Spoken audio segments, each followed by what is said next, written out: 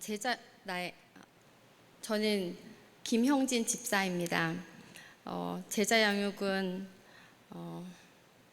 어제 양화진에 다녀왔고요. 저는 간증을 다음 주에 하는 줄 알았어요. 그런데 목사님께서 저한테 말씀도 안 해주시고 오늘 하라고 해서 아직 마음의 준비가 안 됐는데 굉장히 떨리는 마음으로 이 자리에 왔습니다. 그리고 저는 아동부 교사를 하고 있는데요.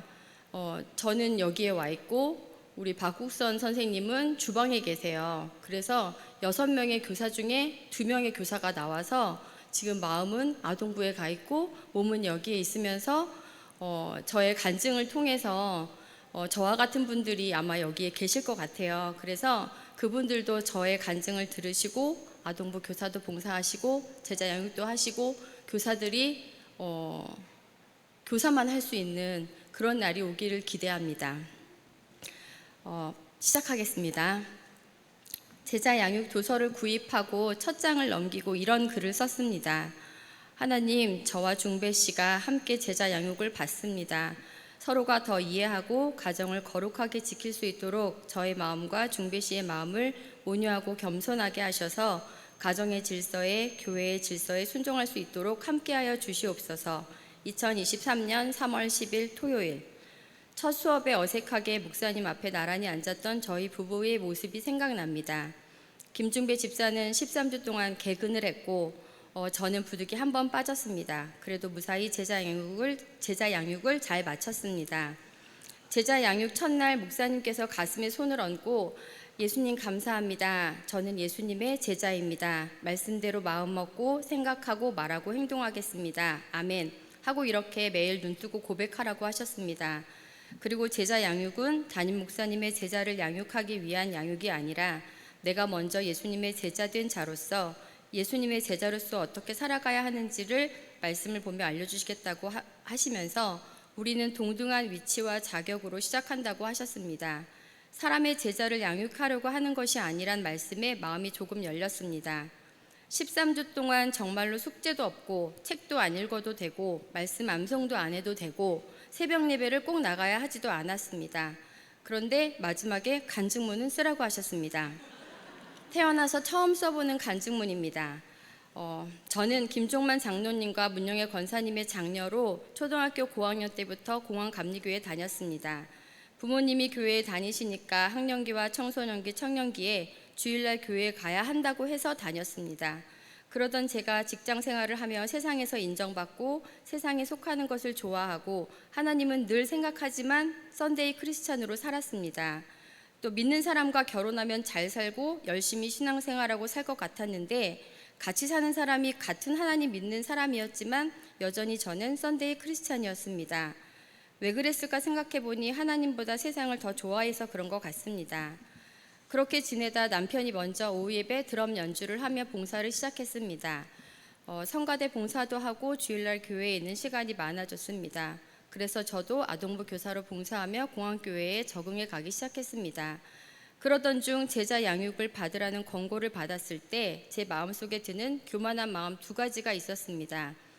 하나는 나 매일 큐티하는 여자야. 하나님은 나를 사랑하셔서 늘 나의 길을 지켜주셔. 무슨 제자 양육을 받아? 라는 마음이 들면서 한편으로는 근데 남편은 받아야지 라는 생각을 했습니다. 그리고 또 다른 한 가지 이유는 내가 이 공항교회에 다니지만 지금의 최종무 목사님은 어떤 분이시고 또 어떤 비전을 가지고 목회를 하시는지 알고 싶었습니다. 13주 동안 저는 구원의 확신, 하나님의 속성, 성경, 기도, 교제, 전도, 성령 충만, 시험, 순종, 사역, 그리스도가 다스리는 삶에 대해서 구체적으로 배웠습니다. 목사님께서 한글로 써 있는데도 모두 한자로 하나하나 풀어서 어찌나 자세하게 설명해 주시는지 가만히 앉아서 받아 먹기만 하였습니다. 받아 먹기만 했는데도 은혜가 되어서 아멘이 절로 나왔습니다. 처음에는 아멘 소리도 크게 하지 못했습니다. 그런 부끄러운 모습에 제가 하나님의 하나님 되신가 나의 나됨을 깨달아 알게 하시옵시고 완전하신 하나님 불완전한 나를 불쌍히 여겨 주시옵시고 전지전능한 하나님 무지무능한 나를 도와주시옵소서. 말씀대로 이루어 줄 믿습니다. 예수님의 이름으로 기도합니다. 아멘이라고 기도하며 순종하는 삶을 살겠다고 다짐하였습니다. 나이가 50이 되었지만 많죠. 아직 여선교회 모임에 나가지도 않아봤고 주방에서 칼질도 해보지 않았습니다. 속회 예배는 드려봤지만 사모하는 마음이 없었고 아동부 교사를 하지만 봉사는 해야 할 것 같고 교사가 없다고 하니 등 떠밀려 하는 교사였습니다. 그리고 가장 중요한 예배를 사모하는 마음이 없어 아동부 예배만 간신히 드리고 주일을 보내는 부끄럽기 짝이 없는 외식하는 바리새인 같은 사람이었습니다. 제자 양육의 회차가 거듭될수록 이런 저의 모습들을 회개하게 되고 예수님이라면 어떻게 하셨을까라는 마음으로 생각하고 행동하려는 저의 마음의 변화를 느낄 수 있었습니다. 가장 큰 감사함은 저의 남편 김중배 집사가 저를 배려하고 가장의 역할,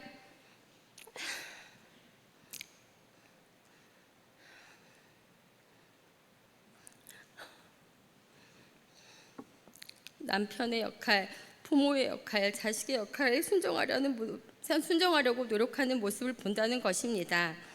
내가 매일 너를 위해 이렇게 기도하고 있어 라는 이야기를 할 때면 정말 하나님은 변하지 않을 사람도 변하게 하시는 능치 못할 하나님이시구나라는 것을 절실히 느낍니다.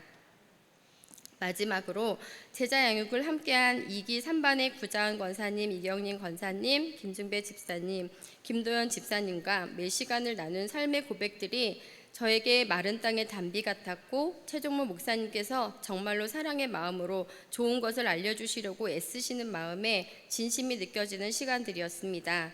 우리 모두 고백하였습니다. 이번 제자 양육이 나의 삶 속에 늘 있었던 갈급함을 해소하고 예수님의 제자로서 살아가야 할 방향에 대해 명쾌하게 답을 알게 된 것 같다고 이야기하였습니다.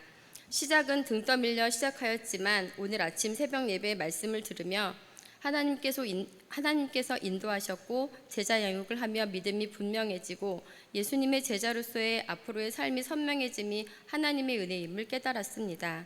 이 자리를 빌어 내년에는 더 많은 성도님들이 함께 제자 양육 받으시기를 지금부터 기도하려고 합니다. 감사합니다. 감사합니다.